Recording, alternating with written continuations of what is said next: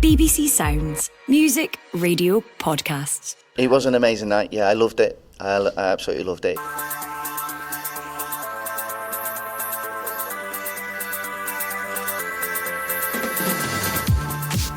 Hello, I'm Phil Goodlad and this is the Scottish Football Podcast. It's Friday, the 25th of October, the day after a brilliant night in Europe, no less, for Scottish teams. Goes into the edge of Spittle! Journey's on to the edge of the box, moves forward on the right boot, goes like, oh, that's brilliant! Outstanding goal from Václav Journey! We reflect on big wins for Hearts and Rangers, and on the domestic front. Back to Martinez, who scores! Here's Shankland's in, scores! Shankland scores! Hibs have given it away! We'll have a quick look at the weekend's fixtures with the small matter of an Edinburgh Derby on the horizon. And if that's not enough, well, there's international football too. Then it comes to Caroline Weir, who does exactly what Caroline Weir can do, an absolutely blistering finish to give Real Madrid the advantage. Can the returning Caroline Weir inspire Scotland as they take on Hungary? The Scottish Football Podcast from BBC Sports Scotland.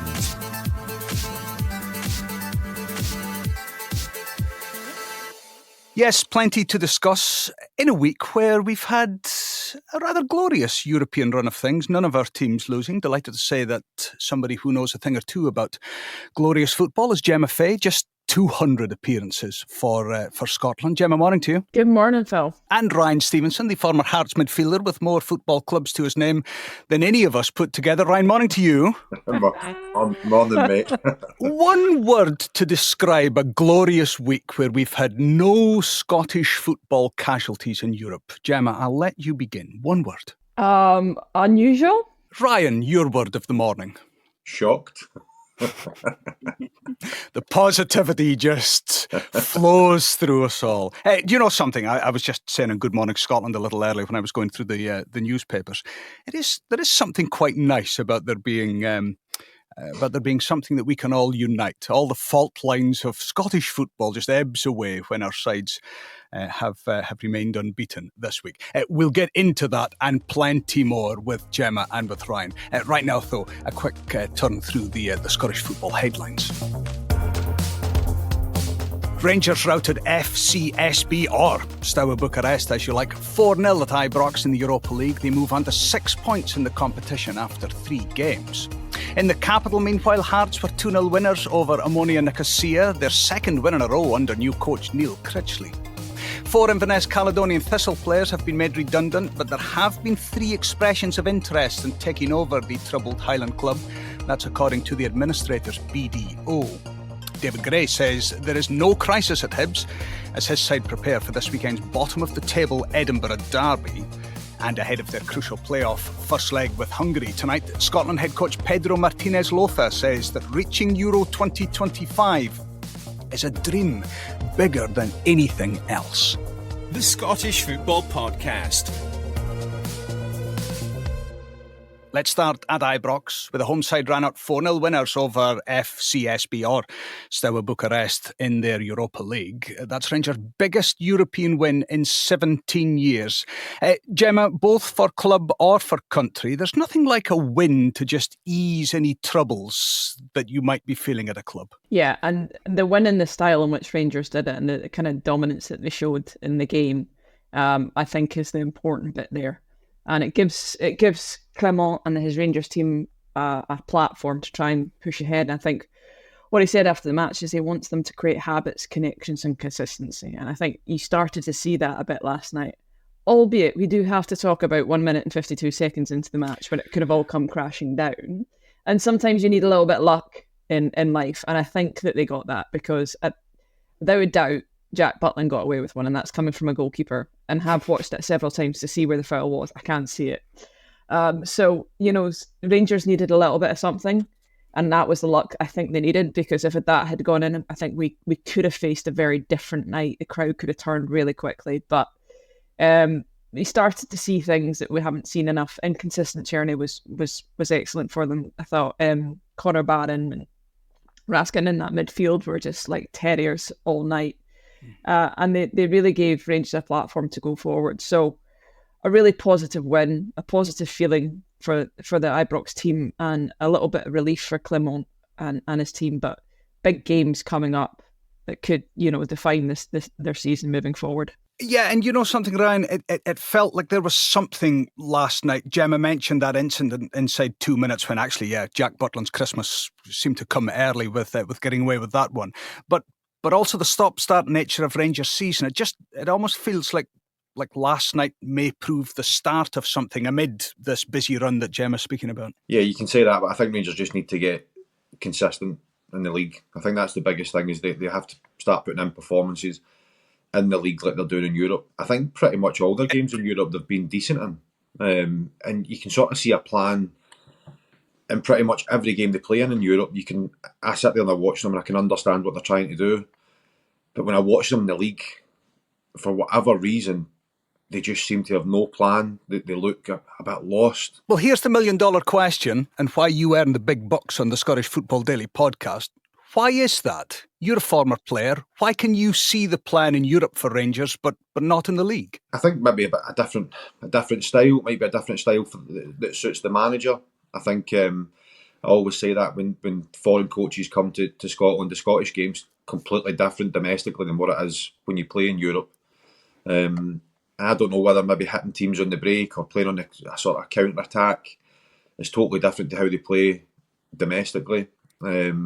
I don't know if he just struggles trying to find that formula in the league, because it's apparent that is the case. I mean, I think, as I said, the game at the weekend, there was just nothing. They looked completely devoid of ideas. But as Gemma said, I think what they have to try and do is use it as a springboard, and they have to try and take that into the league, because if they don't have a good performance at the weekend again, the pressure will be straight back on them. And that goes with the job at Rangers or Celtic. It's St Mirren next up for Rangers on Sunday. Gemma, a word on Philippe Clement. I was struck this week by almost his plea to the fans to give the team time, and by association to give him time. He's played that card. He got the win last night. But does that mean that if things go wrong again, that almost playing that card again won't have the same impact? I think when you talk about Clement and you talk about Rangers as a team, I don't think you can separate it from Rangers as a club. And I think when you have inconsistency off the field in terms of CEO, in terms of chairman, all that kind of stuff, that does have an impact. And that has an impact on the field in terms of recruitment strategy, in terms of how much money is available for recruiting players. If we look at, and it sounds like I'm going off topic, but it does have a point. If you look at Rangers recruitment, the types of players, if you look at the saga around the players they've let go in the summer and had to get rid of, there's not been that level of consistency and harmony in the kind of playing staff that allows Clement to build something here. And he's trying to do that. He's trying to do that with the quality of player that he's allowed to bring in. And I think that plea is more aligned to that piece rather than just the on-field piece. Recognise the situation that we're in, recognise that this is not plain sailing, and allow us time, because all that stuff in the background, that background noise, has an impact. Whether or not we think it should or not, it does have an impact. But you are right that there are only so many times you can play that card. And I do think the Rangers fans recognise and have been, this might sound a bit weird, they have been patient to a level, but there's only so much patience that you're going to get from Rangers fans. And I do think most of their anger is directed towards those off-field things versus those on-field things. I do think they recognise the difference in terms of what quality they can afford to bring in versus the likes of Celtic. And if you take Aberdeen, for example, last year, if you look at the mess that Aberdeen got themselves in after a couple of seasons, a lot of that was to do with off-field stuff. Talene comes in, they bring in a consultant to look at the off-field structures. They have some sort of alignment within the club, and all of a sudden you start to see a change. So not every player is a bad player. You just have to get the right person in that has alignment and agreement with what's happening within the club, and then that has an impact on what's happening with the team. A good night then down Ibrox way. An amazing night, Ryan Stevenson, at Tynecastle. That's not me editorialising and saying that. That's actually the new manager, Neil Critchley. Hard to disagree when in your first European night and only your second game in charge, your team win under the lights. Well, I mean, his start couldn't really have went any better. I think the result at the weekend, I don't really think anybody saw it coming. think to win 4-0 against St Mirren was an amazing start. To then go into Europe, I mean, it was such a massive week for the club in general. I think the new manager coming in, obviously the European game, and then obviously the game now on Sunday. So, I mean, I watched the game, and I thought they were great. I thought first half, I thought they were absolutely brilliant. I thought they had a clear game plan. I've been banging the drum for Hearts to go 4-4-2 at Tynecastle for a long, long time now, because I think that the pitch demands that. I think the stadium demands it. I think that when you try and play through the middle at Tynecastle, it's so tight, it's so compact, that it becomes very hard to do that. And I think that shape and that system suits the players that we have. And it was an amazing night, and it's been an amazing sort of week. Well, 5 days, let's say that. And I mean, they can bounce into Sunday now, which again is another huge, huge game. Has Blair Spittle been abducted by aliens and returned in a different body? Because over the last couple of games, he just looks like the Blair Spittle that we all know and like. Yeah, listen, it can take time when you come into a new club. I think that, no disrespect, when you move from Motherwell to Hearts, it's a totally different sort of kettle of fish when you're playing there, and it can take players a bit of time. And again, it just shows you, I think, as Gemma said, players aren't just bad players. They don't just become bad players in a different system. Maybe a couple of tweaks, different formation that suits them. And listen, the last 2 games he's been absolutely amazing, and hopefully he can take that on now to the weekend and on into the rest of the season, because Hearts really need to start gathering points in the league and climbing the table. Just finally, Ryan, because I know that this is a subject dear to your heart, all things Hearts. I wonder what Stephen Naismith is thinking this morning, given that Hearts are playing in the last 2 games like they played last season under Naismith, and because they haven't obviously throughout this season, the change had to be made. Football can be a really cruel mistress. Yeah, it's difficult, mate. I've had it myself where managers have left, and then basically the same team plays 3 days later with a different manager, and you go out and win. And there's no rhyme or reason to it. I think just sometimes it just sort of sees its course. Again, I don't know whether the system that we played under Nazy,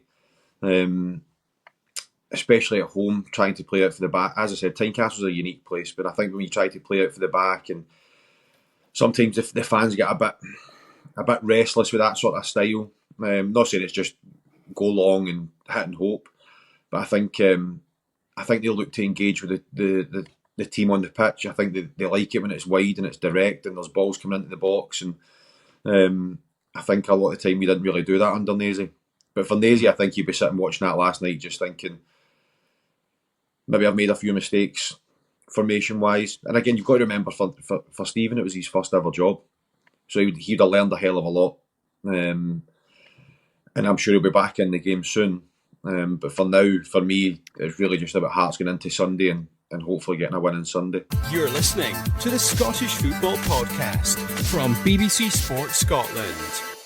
Let's leave behind the glamour of the European scene and get down to the nitty-gritty of the domestic game. Gemma, Saturday, St Johnstone travel to Dundee, Killie go to Dingwall to take on Ross County, and then we have Aberdeen against Dundee United. Of those 3 games, which one are you, as a neutral, most interested in not just taking in, but actually seeing what the sides have to offer? It has to be Aberdeen Dundee United. It has to be that match. You've got Aberdeen sitting, I know it's goal difference, but joint top with Celtic sounds good for an Aberdeen fan. Imagine saying that to them last year. They would have thought you were on something. And then Dundee United, Jim Goodwin's done a fantastic job with them. So I'm really interested to see how Aberdeen move on from that fantastic draw they had with Celtic, and Dundee United with that late comeback against Hibs. I think that's a really interesting one, and obviously it's got that side narrative of Jim Goodwin going back up to Pittodrie. He thinks he might get a slight hostile reception, perhaps. But do you think? Maybe. But you know what? The Aberdeen fans need to see him as he was a gateway to Tulleen, so they should be thanking him, really. But you know, I'm sure Jim Goodwin has been called many things by Aberdeen fans down the last couple of years, but a gateway to Jimmy Tulleen, that's a new one. Yeah, it should be in PR. But do you know what? I think that's the one that stands out for me on Saturday, without a doubt. Yeah. Ryan, I'm not going to mention which game stands out for you on Sunday, but let me go through them. We do have Celtic, Motherwell, Rangers, then welcome St Mirren to Ibrox. Then we have the Edinburgh Derby. We mentioned what Stephen Naismith must have been thinking at Tynecastle last night. What must David Gray, the Hibs boss, have been thinking also at the Hearts Stadium watching that?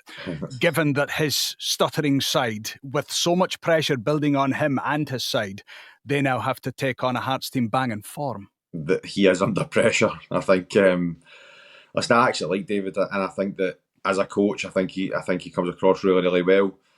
But the facts are the facts. And it's the same for Hearts. I think that Hearts have allowed themselves now with the last two results a bit of breathing space. But I think Hibs, if Hearts manage to go there, which I hope they do, and they go and get the 3 points, I think he'll be under massive, massive pressure. And I think, I know there's obviously murmurings already that his job might be on a sugary peg. So, I mean, for him, listen, I've played in a lot of derbies, and everything sort of just goes out the window. You just have to concentrate on being the best mental shape you can be in on Sunday. Enjoy the sort of occasion. Don't let the occasion get the better of you. That's the biggest thing. And go and try and get 3 points. Ryan, you're not going to come up with that old footballing trope that form goes out the window when it comes to an Edinburgh derby, are you? Well, listen, Hibs could go and beat Hearts. I think that they could do that. I don't think they will. I think Hearts will go down there, and I think Hearts will put in another good performance, and I think Hearts will win. I think they've got such a good record against Hibs that. And especially off the back of the last two results, I'm probably killing myself here saying that, and they'll end up going and getting beat. But I fancy Hearts. I always do in derbies, and hopefully, as I said, they can go and get the 3 points. And as horrible as that is, I mean, it gives me a nice little bit of the weekend if I see Hibs are bottom of the league and I see that the manager's under a bit of pressure. I'm just writing down, we're 15 minutes in for the producer to clip that little moment that Ryan has made that prediction when it all goes wrong. So that's the view from the maroon corner. What's the view from the green corner? Gemma, define your old club here.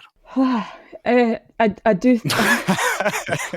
Big sigh. No, but I think it's hard. I think it is hard. I mean, if we look at the game versus Dundee United, I think that kind of is a microcosm of what Hibs' season has been. They get the captain sent off for a second bookable offence. They then capitulate.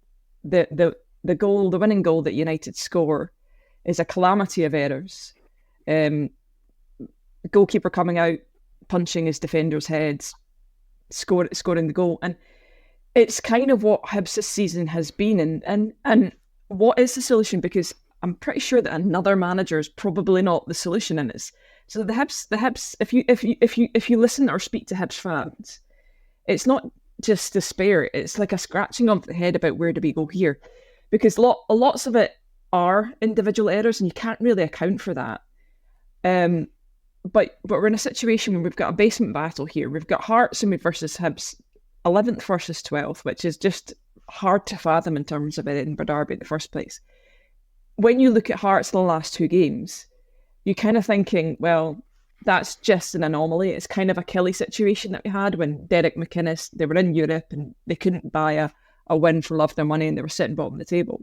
But from a Hibs perspective, you're like, yeah, I can really see us being bottom here and being sort of cut adrift if we don't get our act together. And you've got to put this in the context of, it's not just the derby where form can go out the window and anything can happen, and it can go off somebody's arse and they win 1-0. But they've then got Ross County away, and they then got Dundee United at home. So you're looking at a situation where you could be sitting 0 for 9 points in the next 3 matches and completely cut adrift.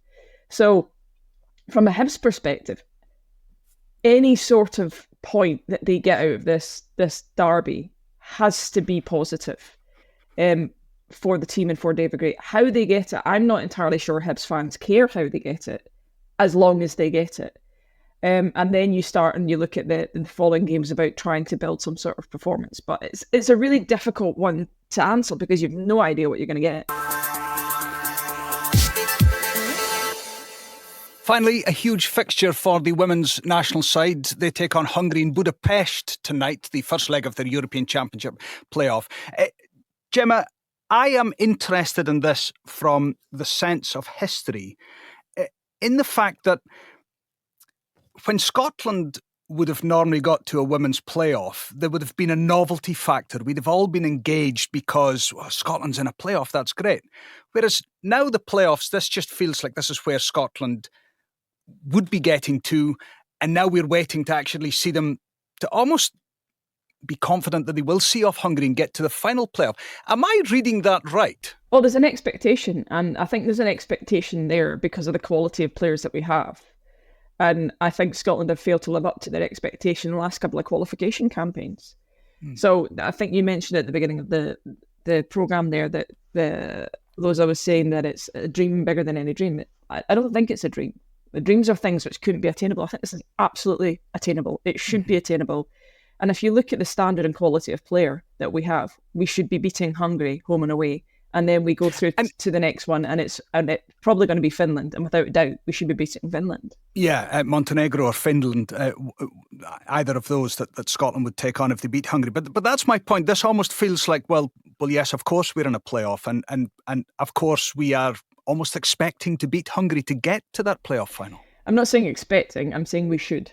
So there's two different things. So for me, expecting is a level of arrogance that I don't think we've earned the right to have. We have the absolute quality, and we should absolutely, with the quality of players that we have, I mean, we've got Caroline Weir. Like, she's insane.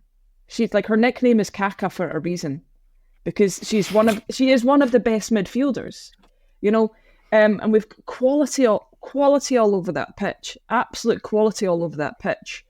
And we should absolutely be stepping out on that pitch with a level of confidence within ourselves that we should be able to beat Hungary away, and we should comfortably be able to beat Hungary at home, and be it Montenegro or Finland, we should be able to beat them, and we should be representing at major tournaments. We haven't been at last Euros, we haven't been at the World Cup, and we should have been at last Euros, and we should have been at the last World Cup.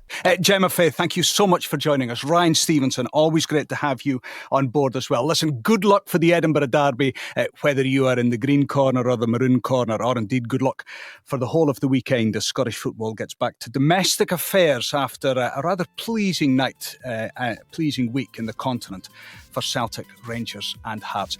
Plenty coming up over the next few days on Sports Sound. Radio Scotland will keep you covered as ever. That's online, on digital and on your smartphone. Look out for a Scottish Cup tie tonight on the BBC Scotland channel as well. That will be a good one for you when Threave Rovers take on Stranraer. And of course the Scottish Football Daily podcast, bright and early for you each weekday at BBC Sounds. Enjoy the beautiful game, and we'll speak again soon. Just a quick reminder, the Behind the Goals podcast is available every Tuesday with me, Rachel Corsey. And me, Leanne Crichton. It's your one-stop shop for our take on everything that's happening in the world of football. Just head to BBC Sounds or wherever you get your podcasts and search for Behind the Goals.